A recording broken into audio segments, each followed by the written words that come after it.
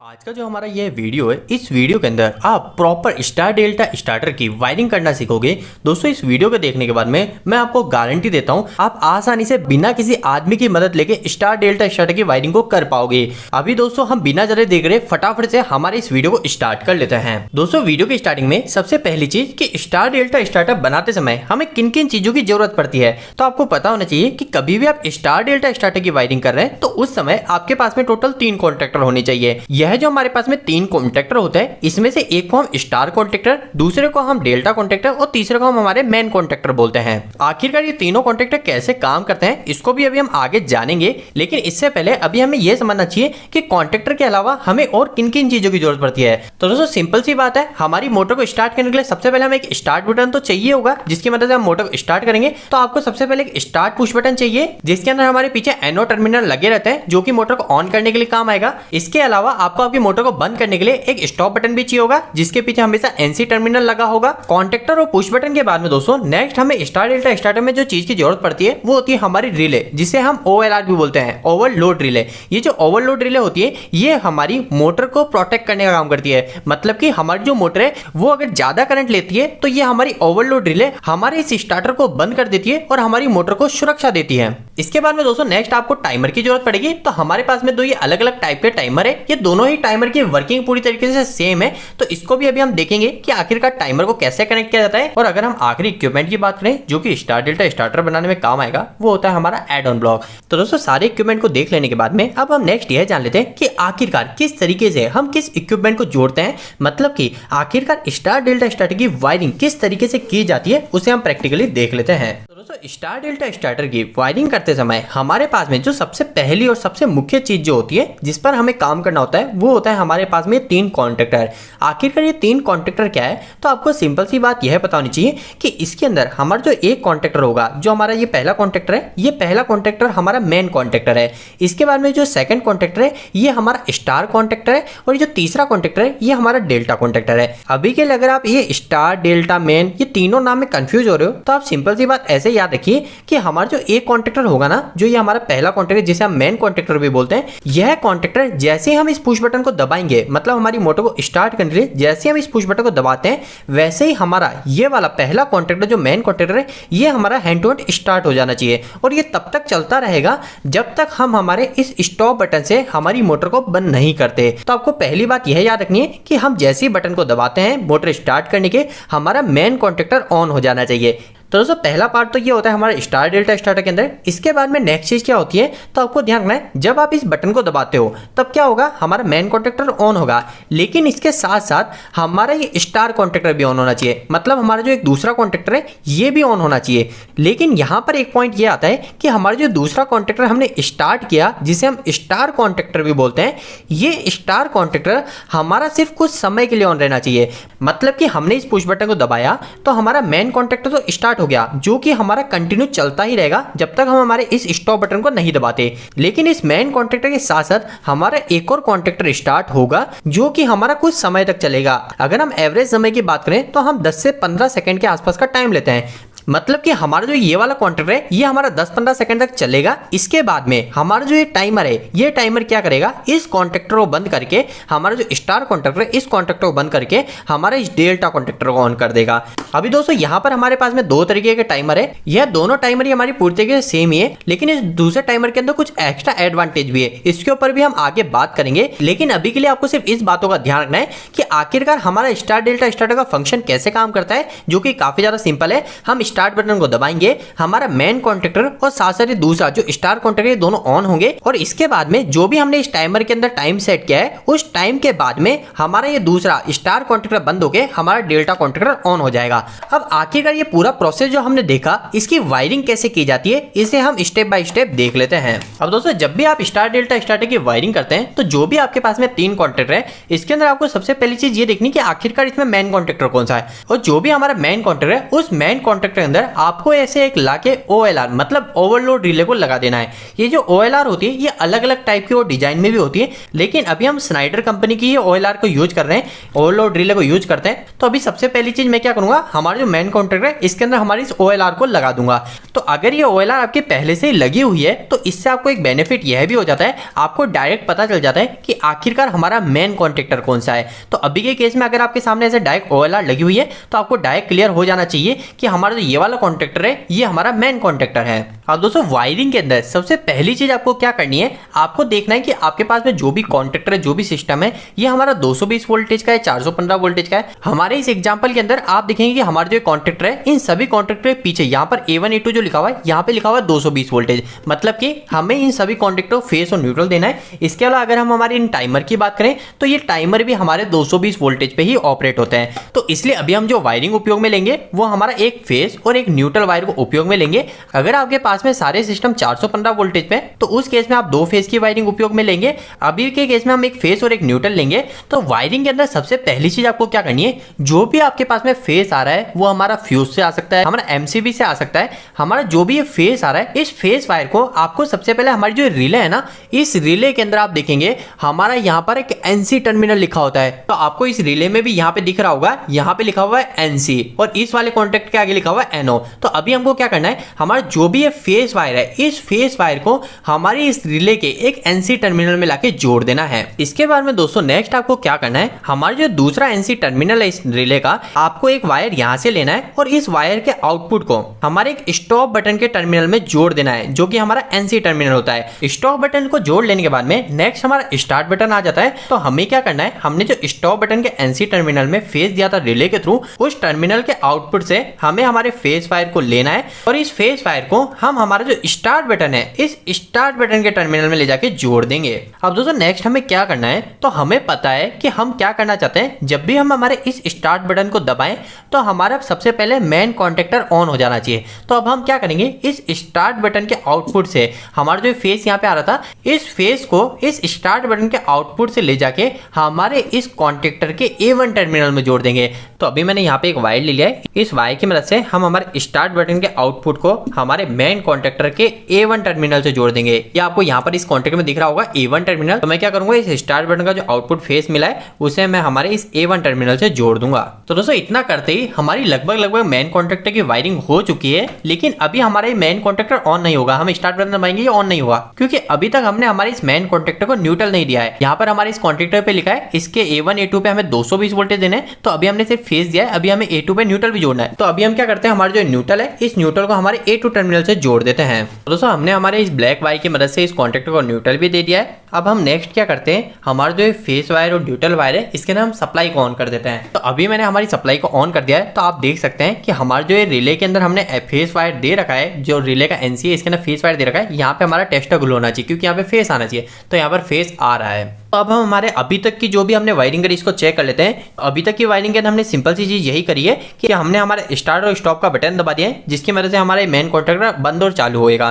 तो अभी मैं क्या करता हूँ, इस स्टार्ट के बटन को दबाता हूँ तो हमारा जो मेन कॉन्टैक्टर है ये चालू हो रहा है। लेकिन दोस्तों यहाँ पर एक चीज आपको देखने को मिल रही है कि हम जब तक इस बटन को दबा रहे हैं तब तक ही हमारे मेन कॉन्टैक्टर ऑन हो रहा है। जैसे हम हमारे इस बटन को छोड़ रहे हैं, स्टार्ट बटन को छोड़ रहे हैं, वैसे ही हमारे जो कॉन्टैक्टर है कॉन्टैक्टर बंद हो जा रहा है। तो आखिरकार इसके पीछे रीजन क्या है। तो दोस्तों अगर कभी भी आपके सामने इस तरीके की सिचुएशन आती है कि जब तक आप आपके बटन को दबाते हो तब तक ही आपकी पावर सप्लाई आगे जा रही है, आपका कॉन्टैक्टर ऑन हो रहा है, और जैसे ही आप इसको छोड़ रहे हो तब आपकी पावर सप्लाई कट के आपका ये कॉन्टैक्टर बंद हो रहा है। तो ऐसा होने के पीछे की जो वजह होती है वो होती है हमारी होल्डिंग। मतलब कि हमारा जो यह सर्किट है इस सर्किट के अंदर अभी होल्डिंग बाकी है। तो अब हम क्या करते हैं, हमारे होल्डिंग को कर लेते हैं इस सर्किट के अंदर, जिसके कारण क्या होगा, अगर हम हमारे इस स्टार्ट बटन को छोड़ भी देंगे दबा के तो भी हमारे मेन कॉन्टैक्टर चालू ही रहेगा, वो बंद नहीं होगा। दोस्तों आखिरकार होल्डिंग कैसे की जाती है, तो होल्डिंग करना काफी ज्यादा आसान है। हमारे जिस भी बटन से हमको होल्डिंग करनी है, जैसे कि अभी के केस में हमको क्या करना है, हमारे इस बटन से होल्डिंग करनी है ना, कि हमारे ये बटन को हम छोड़ दे तो भी हमारे कॉन्टैक्टर ऑन हो, तो हमको क्या करना है, इस बटन से हमको दो वायर को लेना है। मतलब कि हमारे जो इस बटन से आउटपुट में A1 में जो फेज जा रहा है इसके साथ में हमें एक और वायर लेना है, और साथ ही साथ इस बटन के पहले से भी हमें एक वायर को लेना है। दोस्तों जैसा मैंने आपको बताया वैसे ही मैंने दो वायर को ले लिए हैं। यहाँ पर दोस्तों मैंने हमारे पहले वायर को स्टार्ट पुश बटन के इनपुट से हमारे जोड़ दिया है और हमारा आउटपुट यहाँ पे मिल गया है। इसके अलावा हमारा जो दूसरा वायर है, इस दूसरे वायर को जैसे मैंने आपको बताया हमारा जो स्टार्ट बटन है, इस स्टार्ट बटन के आउटपुट से हम ले लेंगे। तो इसे भी मैं यहाँ पे जोड़ देता हूँ। तो दोस्तों जैसा मैंने आपको बताया होल्डिंग के लिए हमें 2 वायर की जरूरत पड़ती है। तो वो 2 वायर को हमको कैसे कनेक्ट करना है, तो हमको स्टार्ट बटन जो भी जिससे हमें होल्ड कराना है कॉन्टेक्टर को, उसके इनपुट से और आउटपुट से हमें दोनों वायर को जोड़ देना है। तो अभी मैंने वही चीज यहाँ पे कर ली है। अब इसके बाद में नेक्स्ट आपको क्या करना है, आपके पास में जो ये दोनों वायर आए ना, इन दोनों वायर को हमारा जो एक कॉन्टेक्टर है जिसको हमको होल्ड करना है, बटन छोड़ने के बाद भी जिसको चालू रखना है, उस कॉन्टेक्टर में आपको जाकर देखना है और वहां पर देखना है कि आपको NO टर्मिनल आपको देखने को मिल रहा है नहीं मिल रहा। जैसे कि हमारा जो ये कॉन्टेक्टर है, इस कॉन्टेक्टर में आपको देखने को मिल रहा है यहाँ पे L1 L2 L3 लिखा हुआ है। मतलब ये होता है कि हमारा रेड फेस, येलो फेस और ब्लू फेस, जो कि हम हमारी 3 फेस की मोटर चलाएंगे, यहाँ पर हम RYB लाके जोड़ेंगे। और यहाँ पे T1 T2 T3 लिखा हुआ है, इसका मतलब है कि हम यहाँ पे मोटर के 3 टर्मिनल लाके जोड़ेंगे। तो ये वाले जो इधर के जो 3 टर्मिनल है, यह तो हमारे रेड, येलो और ब्लू फेस के लिए हो गए। इसके बाद में दोस्तों यहाँ पर आपको एक और टर्मिनल देखने को मिल रहा है, ये जो लिखा हुआ है यहाँ पे लिखा हुआ NO, मतलब कि नॉर्मली ओपन टर्मिनल। तो अभी हमें जो होल्डिंग करने के लिए जिस टर्मिनल की जरूरत पड़ती है, वो हमारी इस NO टर्मिनल की जरूरत पड़ती है। अगर आपके कॉन्टेक्टर में ऐसा NO टर्मिनल नहीं लिखा हुआ है, मतलब कि आपके टर्मिनल सिर्फ L1 L2 L3 लिखा हुआ है, इसके आगे कोई भी टर्मिनल नहीं है, सिर्फ 3 ही टर्मिनल है, तो इस केस में आप क्या करेंगे, इस केस में आप आपके कॉन्टेक्टर में एक ऐसा एड ऑन ब्लॉक लाएंगे। ये एड ऑन ब्लॉक क्या होता है, तो ये एड ऑन ब्लॉक सिंपल सी चीज है कि अगर आपको कभी NO की जरूरत है, जैसे आपका जो कॉन्ट्रैक्टर है, इस कॉन्ट्रैक्टर को आपको होल्ड करना है और इस कॉन्ट्रैक्टर में NO है ही नहीं, तो उस केस में आप क्या करेंगे, आप नया कॉन्ट्रैक्टर तो थोड़ी खरीद के लाएंगे। तो उस केस में आप क्या करेंगे, आप आपके कॉन्ट्रैक्टर के लिए एक एड ऑन ब्लॉक ले आएंगे। इस एड ऑन ब्लॉक को हम इस कॉन्ट्रैक्टर पे इस तरीके से सेट कर देते हैं, जैसे ये मैंने इस कॉन्ट्रैक्टर पे सेट कर दिया। अब क्या हुआ, हमारे इस कॉन्ट्रैक्टर पे अगर पहले NO नहीं था, तो अब वो NO मुझे इस एड ऑन ब्लॉक से मिल जाएगा। तो आप क्या कर सकते हैं, अगर आपके कॉन्ट्रैक्टर पे NO नहीं है और आप उसकी होल्डिंग करना चाहते हैं, तो आप इस तरीके का एड ऑन ब्लॉक लाइए और उसको इस कॉन्ट्रैक्टर पे यहाँ पे ऊपर सेट कर दीजिए। अभी के केस में हमारे इस कॉन्ट्रैक्टर में NO टर्मिनल है, तो इसकी मदद से हम आसानी से होल्डिंग कर लेंगे। तो हमें क्या करना है, ये जो स्टार्ट बटन से 2 वायर मिले, इसमें से एक वायर को हमारे एक NO टर्मिनल पे जोड़ देना है और पहले वायर को जोड़ लेने के बाद में हमारा जो दूसरा वायर है, इस दूसरे वायर को हमारे इस कॉन्ट्रैक्टर के दूसरे NO टर्मिनल पे जोड़ देना है। दोस्तों हमने हमारे इस होल्डिंग के दोनों वायर को कॉन्ट्रैक्टर के NO टर्मिनल से जोड़ दिया है। अब हम हमारे इस कॉन्ट्रैक्टर को चला के देख लेते हैं कि आखिरकार होल्डिंग बराबर हो रही है नहीं हो रही है। तो हमें क्या करना है, हमारे स्टार्ट बटन को दबाना है। तो हम स्टार्ट बटन को दबाते हैं और हमने दबाकर हमारे इस बटन को छोड़ भी दिया है, लेकिन हमारा जो कॉन्ट्रैक्टर है, ये कॉन्ट्रैक्टर अभी भी ऑन है, ये अभी भी एनर्जाइज हो रखा है। अगर हमें इस कॉन्ट्रैक्टर को बंद करना है, तो हमें हमारे इस स्टॉप बटन को दबाना होगा। तो मैं स्टॉप बटन को दबाता हूं, तो हमारा कॉन्ट्रैक्टर बंद हो जाता है। तो दोस्तों अभी आपने अच्छे से होल्डिंग को समझ लिया है। अभी यहाँ पर आपको एक बात पता होनी चाहिए कि अगर आपको अभी तक पूरी वायरिंग क्लियर हो गई है, तो इसका मतलब है कि आप आसानी से ड्यूल स्टार्टर, जो ड्यूल स्टार्टर वायरिंग होती है, डायरेक्ट ऑनलाइन स्टार्टर, उसे आप आसानी से बना सकते हैं। अगर हम इस वायरिंग को यहाँ तक छोड़ देते हैं, तो ये हमारे ड्यूल स्टार्टर की ही वायरिंग है। यानी कि हमारा जो स्टार डेल्टा स्टार्टर होता है, इसके अंदर जो स्टार्टिंग की जो वायरिंग होती है, जो मेन कॉन्ट्रैक्टर रहती है, ये हमारी पूरी ड्यूल स्टार्टर की होती है। इसके बाद में हम इस ड्यूल स्टार्टर को ही एडवांस में ले जाते हैं, जिसके लिए हम हमारे इस ड्यूल स्टार्टर के साथ में 2 कॉन्ट्रैक्टर को जोड़ते हैं, जिसमें हम एक को स्टार कॉन्ट्रैक्टर बोलते हैं और दूसरे को डेल्टा कॉन्ट्रैक्टर बोलते हैं। तो इस ड्यूल स्टार्टर को हम स्टार डेल्टा स्टार्टर में कैसे कन्वर्ट करें, उसे भी हम फटाफट से और आसानी से समझ लेते हैं। दोस्तों इसके पहले मैं आपको एक और काफी ज्यादा जरूरी बात बता देना चाहता हूं, जो आपको भविष्य में काफी ज्यादा टाइम भी बचाएगी। आपको पता होनी चाहिए कि अभी हमने क्या किया था, हमने हमारे होल्डिंग के लिए इस NO पुश बटन से 2 वायर को लिए थे। ये आपको दिख रहा है, ये पहला वायर और ये दूसरा वायर।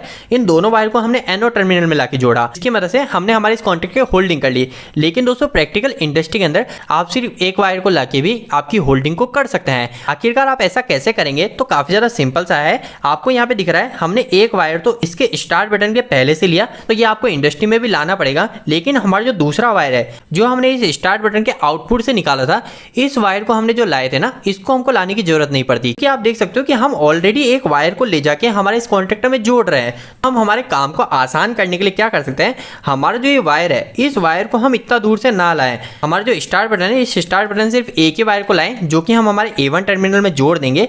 हमारा जो दूसरा वायर जिसको हमको होल्डिंग के लिए जरूरत है, इस होल्डिंग के वायर को हम हमारे डायरेक्ट A1 में ही जोड़ देंगे। जिसकी वजह से क्या होगा, हमें इसी फेस को तो यहाँ पे चाहिए। हमारा जो स्टार्ट बटन जो फेस आ रहा है, ये फेस ही तो हमें इस NO टर्मिनल पे चाहिए, तो वो तो ऑलरेडी हमें मिल ही रहा है। तो अगर आप इस तरीके से इस लूप को A1 टर्मिनल पे जोड़ देंगे, तो इसकी मदद से क्या होगा, आपका वायर भी बचेगा, आपको स्टार्ट बटन तक वायर भी नहीं ले जाना पड़ेगा, और दूसरी से आपका टाइम भी बच जाएगा। एक बेसिक चीज है जो कि आपकी इंडस्ट्री में आपको काफी ज्यादा मदद करेगी। और दोस्तों नेक्स्ट सवाल आता है कि आखिरकार इस ड्यूल स्टार्टर को स्टार डेल्टा स्टार्टर में किस तरीके से कन्वर्ट करेंगे। तो ये काफ़ी ज़्यादा आसान है। आपको सिर्फ एक टाइमर की जरूरत पड़ती है। एक टाइमर अगर आप ले आते हैं तो आप आसानी से इस चीज को परफॉर्म कर सकते हैं। हमारे पास में यहाँ पे दो अलग अलग टाइमर है, एक हमारा नॉर्मल टाइमर है, एक दूसरा हमारा एडवांस टाइमर है जो कि हमारा टेंस कंपनी का टाइमर है जिसका मॉडल नंबर ERV-YU है। दोस्तों यह जो टाइमर है यह पर्टिकुलर स्टार डेल्टा स्टार्टर के लिए ही उपयोग में लिया है। यहाँ पे लिखा हुआ है स्टार डेल्टा स्टार्टर रिले, मतलब कि ये जो पर्टिकुलर टाइमर बनाया गया है ये सिर्फ स्टार डेल्टा स्टार्टर के लिए बनाया गया है। आखिरकार हमारा ये जो टेंस का टाइमर है इसमें हमें क्या बेनिफिट देखने मिल रहा है, तो पहला बेनिफिट तो ये हो जाता है कि जब भी हम हमारा स्टार कॉन्ट्रैक्टर ऑन करते हैं, हम क्या करते हैं मोटर को स्टार्ट करते हैं तो मैन के साथ में हमारा स्टार कॉन्ट्रैक्टर होता है, लेकिन हम जो भी यहाँ पे टाइम सेट करते हैं, जो भी टाइमर में टाइम सेट करते हैं, इसके बाद में हमारा स्टार कॉन्ट्रैक्टर बंद होकर हमारा डेल्टा कॉन्ट्रैक्टर ऑन हो जाता है।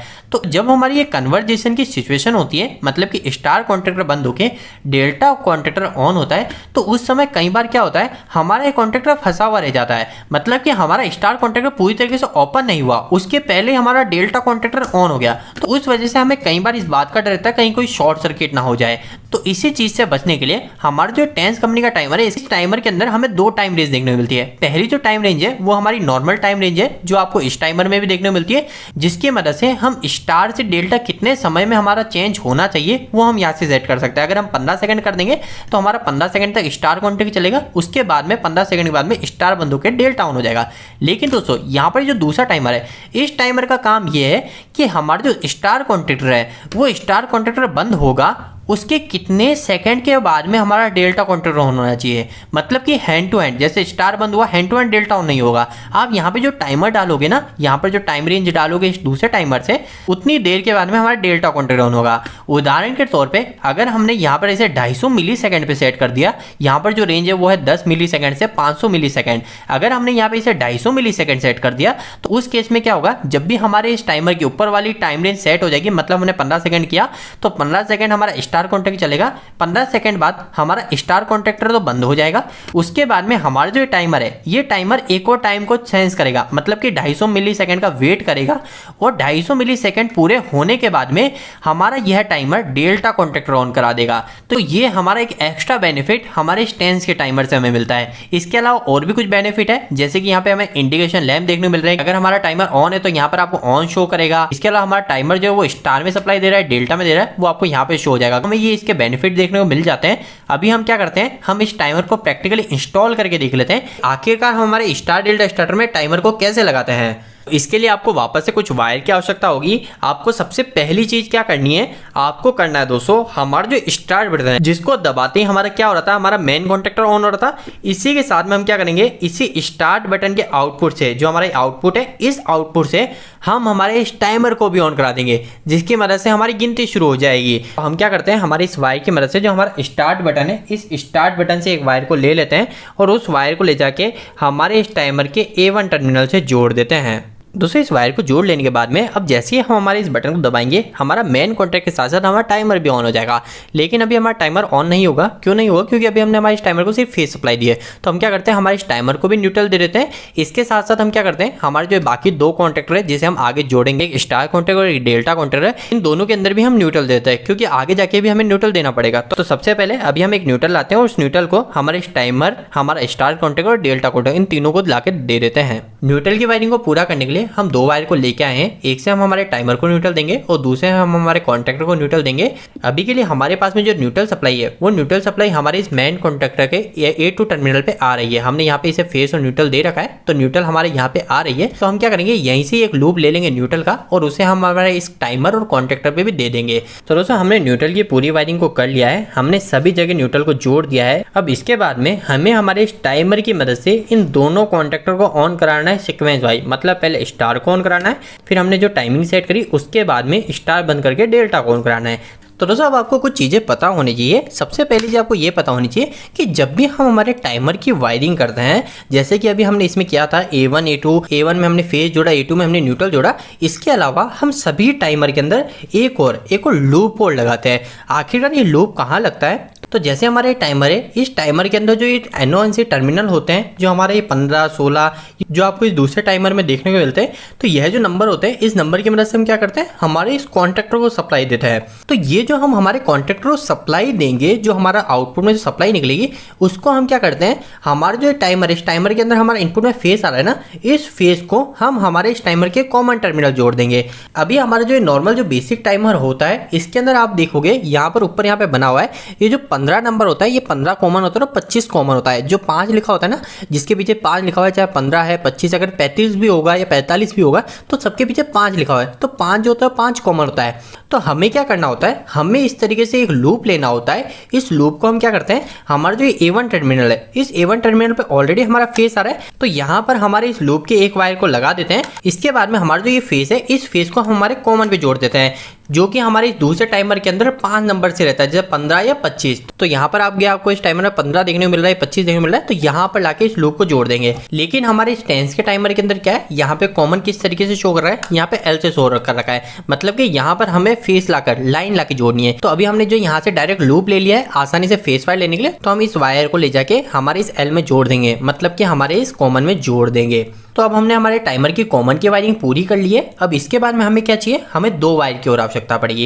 ये 2 वायर किस चीज़ के लिए, तो पहला हम हमारे इस टाइमर से स्टार कॉन्ट्रैक्टर ऑन कराएंगे और दूसरा हम हमारे इस टाइमर की मदद से डेल्टा कॉन्ट्रैक्टर ऑन कराएंगे। तो हमारे इस टेंस के टाइमर के अंदर आपको स्टार और डेल्टा कॉन्ट्रैक्टर जोड़ना काफ़ी ज़्यादा आसान है। यहाँ पर इन्होंने नीचे साफ दिखा रखा है, यहाँ पे स्टार का मार्क दे रखा है, जिससे हमें पता चल जाएगा कि हमें इस जगह से सप्लाई लेकर हमारे स्टार के कॉन्ट्रैक्टर को जोड़ना है, ताकि हमारा स्टार कॉन्ट्रैक्टर होना, और यहाँ पे डेल्टा बना रखा है, जिससे पता चलता है कि हम इस डेल्टा वाले से आउटपुट निकाल के हमारे इस डेल्टा कॉन्ट्रैक्टर में सप्लाई देंगे। लेकिन अगर आपके पास में ये वाला टाइमर नहीं है, तो उस केस में अगर आप इस टाइमर में करना चाहते हैं, तो इस तरीके के टाइमर में क्या रहता है, हमारा जो 6 नंबर होता है, जो हमारा 16 है, 26 है या 36 है या कुछ भी हो, आपके जिसमें लास्ट में 6 नंबर लिखा हुआ है, जैसे अगर इस टाइमर की बात करें तो इसमें यहाँ पे 16 और 26 है, तो यहाँ पर जो 16 नंबर है, इस 16 नंबर से आउटपुट ले जाके आप स्टार कॉन्ट्रैक्टर पे जोड़ेंगे, और इसके बाद में जो 18 नंबर होगा, जिसके पीछे 8 लिखा हुआ है, इसका आउटपुट ले जाके आप डेल्टा में जोड़ेंगे। अभी के केस में हम हमारे टेंस वाले टाइमर की वायरिंग कर लेते हैं, जो कि काफी ज्यादा आसान है। अगर आप भी इस टाइमर को खरीदना चाहते हैं, इसके बारे में जानकारी लेना चाहते हैं, तो आपको डिस्क्रिप्शन बॉक्स में नंबर मिल जाएंगे, आप उस नंबर पर डायरेक्ट कॉल करके इस टाइमर के बारे में अच्छे जानकारी ले सकते हैं और इस टाइमर को बाय भी कर सकते हैं। अभी के लिए हम क्या करते हैं दोस्तों, हमारे जो दोनों वायर है, एक वायर को हम हमारे स्टार में जोड़ देते हैं और हमारा जो दूसरा वायर है, दूसरे वायर को हम हमारे डेल्टा में जोड़ देते हैं।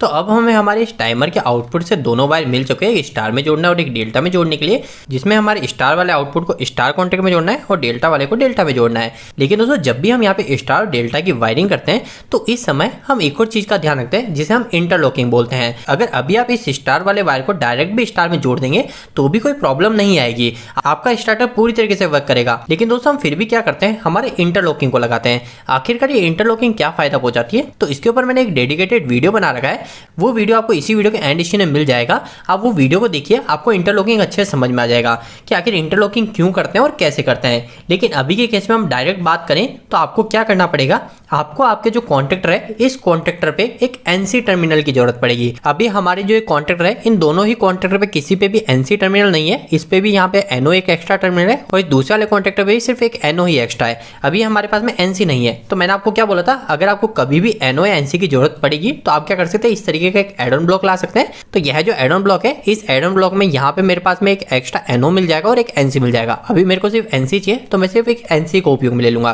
तो आपको इस बात का ध्यान रखना है, कभी भी इंटरलॉकिंग की बात आती है तो आपको NC टर्मिनल की जरूरत पड़ती है। तो अभी हमारे पास में NC टर्मिनल नहीं है, तो हम क्या करेंगे, एक NC टर्मिनल का एड ऑन ब्लॉक इस पे लगा देंगे और दूसरा एक और एड ऑन ब्लॉक हम इस पे भी लगा देंगे। अब मेरे पास में हमारे जो दोनों कॉन्ट्रैक्टर है, इन दोनों ही कॉन्ट्रैक्ट में NC मिल चुके हैं। तो दोस्तों, इंटरलॉकिंग में काफी ज्यादा सिंपल सा होता है। जो हमारा जो स्टार कॉन्ट्रैक्टर में जो हमें सप्लाई जोड़नी है, अभी मेरे को क्या करना है, इस वायर को स्टार में जोड़ना है ना, तो अभी मैं क्या करूंगा, डायरेक्ट स्टार में नहीं जोड़ूंगा। मेरे को इंटरलॉकिंग इस स्टार कॉन्ट्रैक्ट किसके साथ करना है, मेरे डेल्टा के साथ करना है। तो मैं क्या करूंगा, हमारा जो ये वायर है, जिसको मेरे को स्टार में सप्लाई ले जाके जोड़नी है, इसको मैं पहले जो डेल्टा के साथ मेरे को इंटरलॉकिंग करना है ना, तो मैं क्या करूंगा, जो डेल्टा का एक NC है, इस NC टर्मिनल में ले जाके मैं पहले इसमें जोड़ दूंगा। और दोस्तों, आखिरी के अंदर इसके जो NC का आउटपुट है, जो डेल्टा के NC का आउटपुट है, यहाँ से हम वायर को लेके हमारा जो स्टार कॉन्टेक्टर जिसमें हमें सप्लाई देनी थी उसके A1 में ले जाके हम सप्लाई इसमें जोड़ देंगे।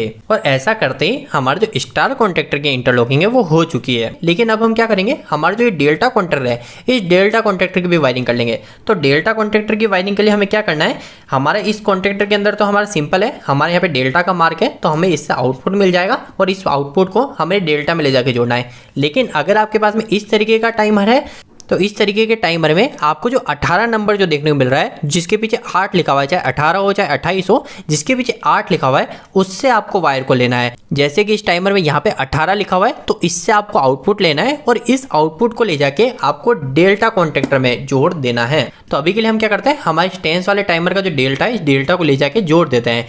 लेकिन वापस हमको इस बात का ध्यान रखना है कि हम इंटरलॉकिंग कर रहे हैं, तो इंटरलॉकिंग करने के लिए हम क्या करेंगे, हम डायरेक्ट डेल्टा के कॉन्टेक्टर में ले जाके सप्लाई नहीं जोड़ेंगे। हम उसके पहले हम जिससे इंटरलॉकिंग करना चाह रहे हैं, हम स्टार से इंटरलॉकिंग करना चाह रहे हैं, तो हम हमारे स्टार में एक एनसी टर्मिनल को यूज लेंगे।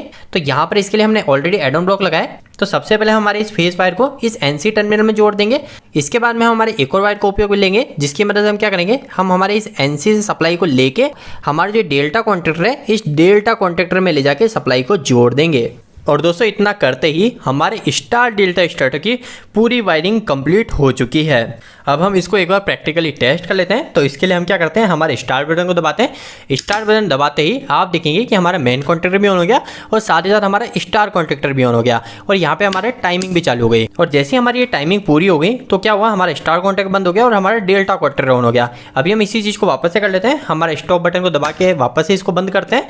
तो हमने इसे बंद कर दिया है। अब हम क्या करते हैं, हमारे इस टाइमर को यहाँ से थोड़ा सा बढ़ा लेते हैं। अगर हम हमारे इस टाइमर के टाइम रेंज की बात करें तो यहाँ पर मैं जो टाइम की लिमिट है वो हमारे 0.1 से लेके हमारे 30 सेकंड तक सेट कर सकता हूँ। तो अभी मैं क्या करता हूँ, इसे 15 सेकंड पे सेट करता हूँ। मतलब कि हमारा जो स्टार से डेल्टा कन्वर्जेशन होगा वो हमारा 15 सेकंड के बाद होगा। 15 सेकंड तक मोटर हमारी स्टार में चलेगी और 15 सेकंड के बाद हमारी मोटर डेल्टा में रन होगी। तो अभी हमने वो सेट कर दिया है। और इसके अलावा जो स्टार बंद होने के बाद जो डेल्टा चलेगा उसके बीच में कितने सेकंड का गैप रखना है, तो यहाँ पर मैंने 500 मिली सेकंड का रख रखा है। तो ये भी पूरी तरीके से सही है। तो अगर आप इस टाइमर के बारे में अधिक जानकारी चाहते हैं तो डिस्क्रिप्शन बॉक्स में मोबाइल नंबर है, आप डायरेक्ट कॉल कर इसके बारे में जानकारी और इसे मंगवा सकते हैं।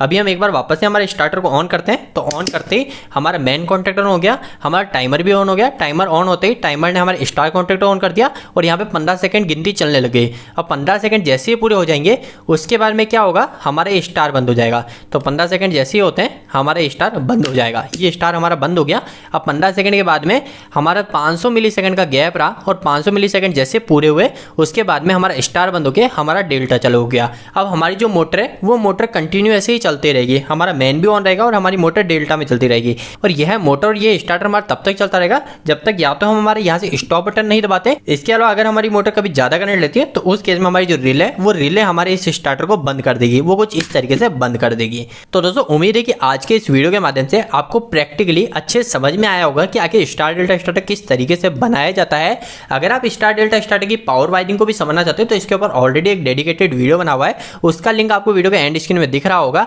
आप उस वीडियो को भी चेक कर सकते हैं। आपको आज का ये वीडियो कैसा लगा, वीडियो को लाइक करके जरूर बताएं। अगर कुछ भी सवाल इस वीडियो के प्रति इलेक्ट्रिकल जो आप मुझे नीचे कमेंट बॉक्स में कमेंट करके पूछ सकते हैं। इलेक्ट्रिकल वीडियो सिर्फ पसंद करते हैं, आज हमारे चैनल को सब्सक्राइब कर लीजिए। आज के लिए इतना ही, धन्यवाद।